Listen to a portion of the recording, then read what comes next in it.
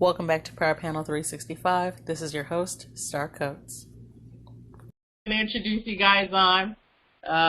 Thank you, everyone, for tuning in to Power Panel 365. Today we have with us from Black Wall Street in Reno, Romar and Donald. Thank you guys so much for coming on, and it's a pleasure as always. Thanks for having me. So today I wanted to talk to you guys a little bit about, Donald, you told me you're going to have a story for us next time, and Romar as well. I want you guys to kind of highlight God today and just give us an instance of maybe a story or something that God has moved in your life, and he might have changed some things for you guys, or, you know, helping you develop your business, and you had no clue how you guys were going to start, or anything you guys want to say. Just give us an instance, and whoever wants to go first, you guys could choose who wants to go first on that answer. Well, God has allowed me to understand my purpose in life when he put me here on earth to do. I did not always think as I do now. It wasn't like some divine white light came down and hit me and the angels started singing and the sky opened up. It was trials and tribulations I went through. Just like everybody else in whatever book they go read, they know that in the Bible, everybody went through a trial and tribulation and came out on the end of winning once they gave their life over to God. And mine were numerous prayers of, if you get me out of this one, I'll take over and I take care of everything else. But then it came to the point where I was tired of trying to do God's job. If you would have told me I'll be right here helping young adults, male and female, reach their dreams, I would have laughed at you. You know, I would have pushed that dope back into my veins a little bit deeper. I battled with drug addiction. I just celebrated 4 years, May 21st, where I was an IV user, a womanizer, alcoholic, and criminal. And God came in and said, okay, your trials and tribulations are done. Now I'm going to sit you on a pedestal where you have to glorify me. So everything I do is through the grace of God. It's nothing that has to do with me. And now I know my purpose is to go back and release those that are still trapped in their addiction. Whatever they're going through, I'm here to help them and lead them. But they have to put in the work. I cannot want it more than them. Thank you. And Romar? Me, myself, my interpretation of understanding God's work is, well, I was raised by my grandmother, raised by women. So my higher power is in the feminine essence. You know, my God is the reason I'm here, the reason being. Once I understood that connection was when I stopped lying to myself. I stopped. Okay, Okay. Yeah, my interpretation of God and God's work is just listening to that voice in your soul, not lying to yourself. You know, being honest with yourself. It took me a lot of trial and error, bumping my head before I had got to the point where I could actually calm down and listen to it. And really, I had to go through a few health scares. I'm blind in my right eye, as I mentioned before.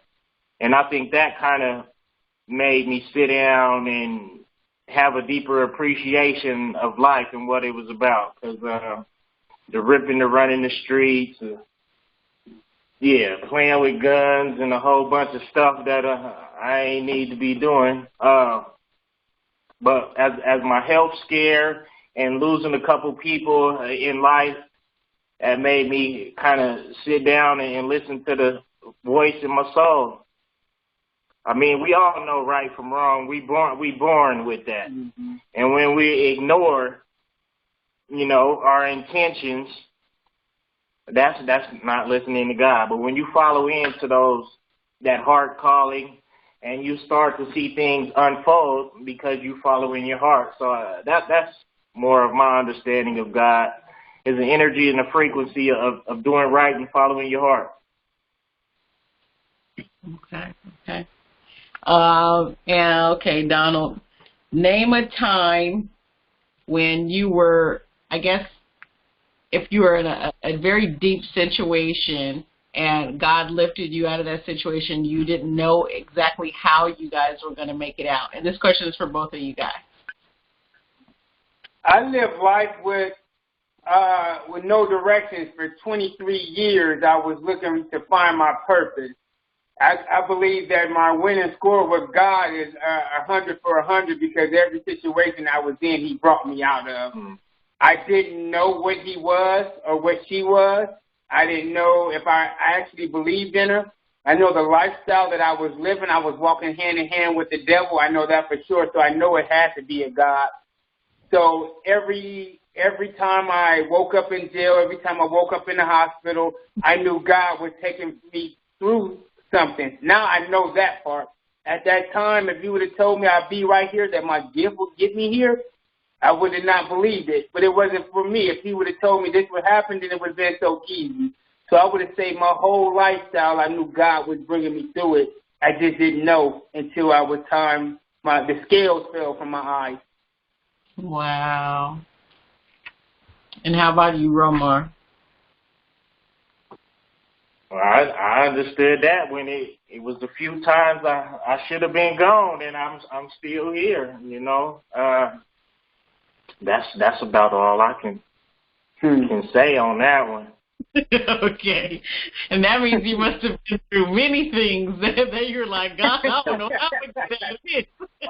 I shouldn't be here right now, and now that I'm still here, I got a job to do. Give back and I like that. Create some preventative measures. Yeah, I like that. And you guys understand that you guys have to turn it around for other people, that God has given you your gift and you have to share it with others. Of course, I have to leave this world empty. I can't, it's a generational curse to take my gift with me. Right. What would that look like? Like, I done blessed you with all this and you ain't even used it. Mm-hmm. Wow. Right. Wow. And I guess let's say this too. How has the church played a role in your guys' lives? And whether it be an instance to where you guys may have not believed at first, and then maybe you did have a moment at a church or any congregation, maybe just a get-together or something like that made you guys say, you know what, I think that God is trying to steer me towards a certain path. Honestly, I've never, as a child, I went to church, but honestly, my calling didn't come from church. My calling came from, I'm a friend of sinners. I didn't get this divine knowledge that I asked for wisdom and understanding of wise counseling. It didn't come from church. It went from hands-on experience. And I don't do a religion. I don't know what God is, but I know what He's not. So mine come from being with the sinners. You know, I came with no name, and I refer to that Bible as a constitution of the kingdom. It has nothing to do with church or religion. So to answer that question, I can't say I don't know about the church. I just know that Bible is a constitution, a way divine is telling us something, and in the way that you interpret it and you read it, it's all the same. It doesn't have to have a defined name. It's what you get out of it is how He talks to you. And so to answer your question, mine came from walking the streets and being around sinners. Okay. And how about you, Romar? Me being raised by my grandma, I had to go to church 8 days out the week. But yeah, I think going to church, seeing my grandma pray a lot, which as I got older, I understood the power of meditation. Growing up in the church, the music, the energy, the atmosphere, those are what I gravitated to more. So in times when I was going through some hard times in life, I used to write music. I used to be a little rapper. So writing my music was kind of like channeling that God energy and being able to express myself from the heart. And yeah, I think that was like therapy and counseling all in one, because the music kept me out of a lot of trouble as well. Okay. And there's no right or wrong answer on that question because, you know, and I know you guys probably know firsthand, or believe it or not, there's a lot of people that didn't get that firsthand experience inside of a church. Or, you know, they found God in the parking lot. They found God while they was dumpster diving. They found God when they was laid out in the hospital or in jail. So I think everybody's experience is different, you know, and I wanted you guys to share that because it's like there's a little black boy, a little black girl that's going to see this, you know, one day, and they'll say, hey, these guys made it. They did it, you know, and what was it that help them along the way? We know all along God is there in our lives, even when we're not really focused on Him or we don't give Him any of our time. He never leaves us. He's always right there. And He knows at some point in time, whether it be that jacked up jail cell or, you know, the drugs, alcohol abuse, or they physically got harmed by something or someone, they're going to come back, you know. So I think that experience is a little bit different. It doesn't always have to be the church. And even for me, I understand that going a lot of days of the week, and you're like, do we have to go every day? Can we skip a day? But I understand. So let's see. We talked about that. And with the things that God has shared with you guys, tell us a little bit about how you guys have shared some of those things with at least some of the people that come to visit you guys, or some of the youth, some of the lives that you guys have helped or changed. By our walk. We don't have to say this is what God did for me. They should be able to tell it in my walk. When people say God is working through you, I know that I'm that vessel. And like Romar said, prayer is giving God the license to conduct work here on earth. And nothing is done without God through man, and vice versa. God needs man and man needs God to fulfill things. So I don't go out there saying God did this, God done that. They see it in my walk. And then once they ask me about it, and then on a one-on-one conversation, I can pronounce God on the platform. But as long as I'm doing what He tells me to do, it shouldn't have to be said. And how about you, Romar? When speaking in terms of spirit or religion, I reference God as the creator, you know, my creator, because it's more of a broader perspective.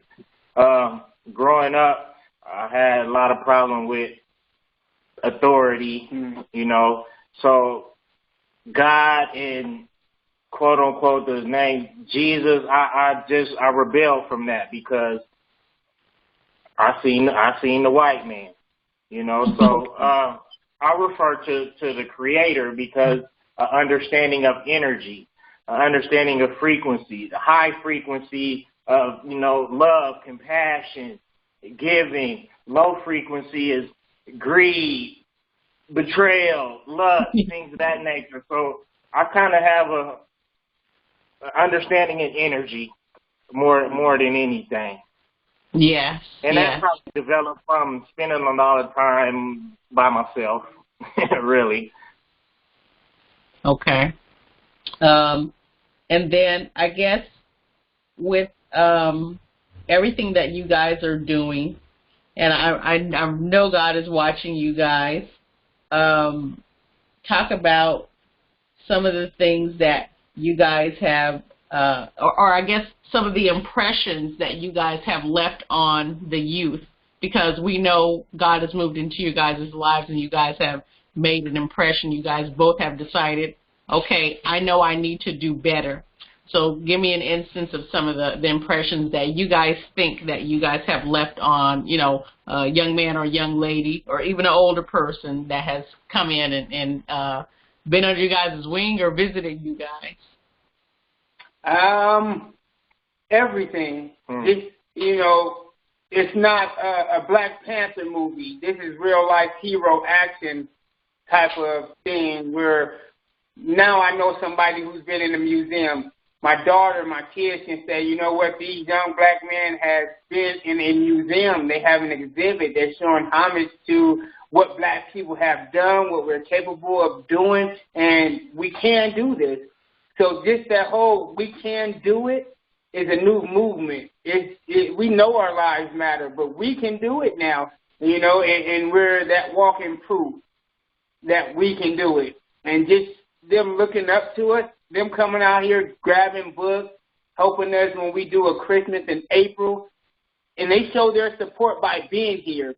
I think that gives us more to thrive for because they're going to imitate us. And that's the good impression that's left on my heart. And how about you, Roman? Right. And like you said, just to get a commendment from those when we was talking about, trying to open up a bookstore or trying to do this, a lot of people might have thought we was just talking. Mm. And my sister, she called me this morning. She was like, bro, I'm so proud of you. Just to get them type of little comments and messages, that's the payoff. That's the payoff. And I showed my daughter that we was in the museum, and she's like, I'm proud of you, Dad. And that's what it's about. That's the payoff right there. Because they know that they seen us, studying up late nights and trying to put some things together, mapping out the blueprints. But to see it come to fruition, it's amazing. The Creator is amazing. Yes. And, I like that you just mentioned that some of the behind-the-scenes things that happen before all of us get to see your success. Those long hours, the stress, you got bills, kids, all types of stuff just, happening at one time. Let us know some of, I guess, let's say the frustrations that you guys went through, too, before you guys developed, what your business is today. Because, sometimes how people see the shininess, they see that stuff shining, but they don't see, the struggling part of how you even got to that point. There is no struggle. God gave us something to do, and as long as we walk within His way, there is no struggle. He didn't say, hey, tell me how much it's going to cost. He said, just do it, and I'll take care of the rest. And I like it that we don't push. He doesn't push His beliefs on me. I don't push it on Him. And that lets me know that it's a divine time, as his favorite word, Romar's favorite word, is divine timing. So as long as I know that two or more gather, it's here to work. And that's, he's called God in many different forms. Energy, whatever you want to call him, he's here. And there is no struggles. I'd be ashamed to say that we even struggle at all to do what he asks us to do. Wow. And how about you, Romar? What's your answer to that? At times, there is little seeds of doubt. I ain't gonna lie. At times, there is some little seeds of doubt. And, knowing that the Creator exists, it's all or nothing. My mama always said, run to it, not from it. And that's been the motto. Been the motto. Yeah, because then I wanted to make sure that I asked that question because everybody says, look, there's ups and downs in business, and when you're trying to establish, you may get frustrated because you don't know what kind of, you want a business or you have an idea about something you want to do, You don't know where the forms are. You don't know how to get them. You don't know who to talk to. You don't know what building you want. You don't know how much it's going to cost. You don't know if you're going to have the funds or if you're going to have to get a loan. So I wanted you guys to kind of, express maybe if that's something you guys had went through. But y'all both gave y'all answer on that and how you guys felt about, look, it's not that bad or it's not that difficult, or it could be difficult. And that I think that helps, the young listener, because sometimes we all struggle in an area, and it may be you might have the money, but you may not have the knowledge, or vice versa. My advice would to be is just do it.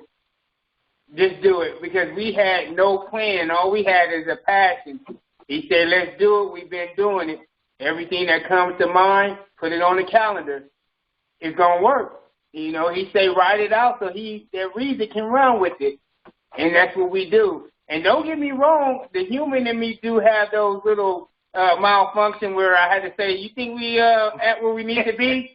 Oh, yeah, we at. So we kind of keep each other in check. But overall, I believe that we're right where we need to be, and the momentum will pick up, especially you're giving us that outlet to reach more people, reach more avenues. So God is using you to work through us, to work through the people.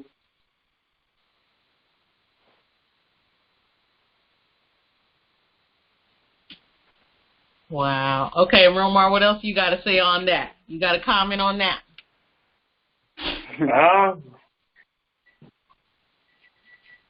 He basically summed it up. He basically summed it up. As long as you put your best foot forward and follow your heart, you can't go wrong. It's when you second guess that innate knowing. I don't even know where it come from, but my mama say, you know what you know, and can't nobody tell you what you know. And when you follow that knowing, that heart calling, it's gonna lead you to your destiny. Wow.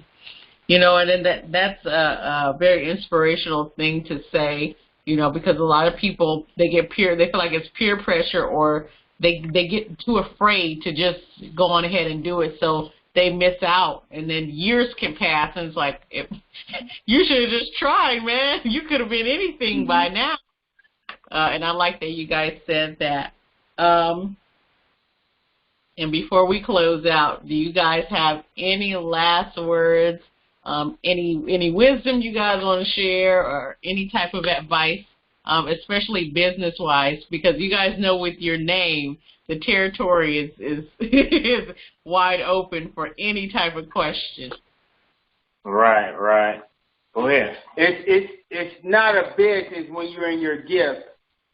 Nowhere does he say your schooling will get you there. He said your gift will bring you among kings, and they will come search for you. So when you have people come look for you, you know you and your calling. Just do it.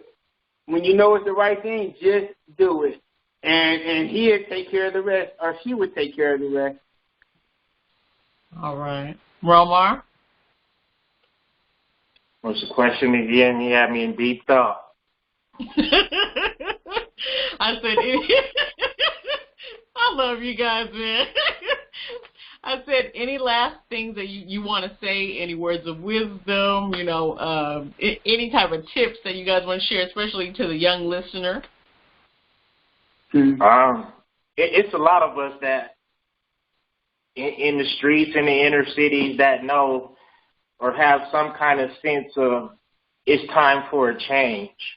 And don't sleep on that feeling, Go about it the same, not the same way, but with the same intensity that you went about doing wrong or acquiring whatever your materials.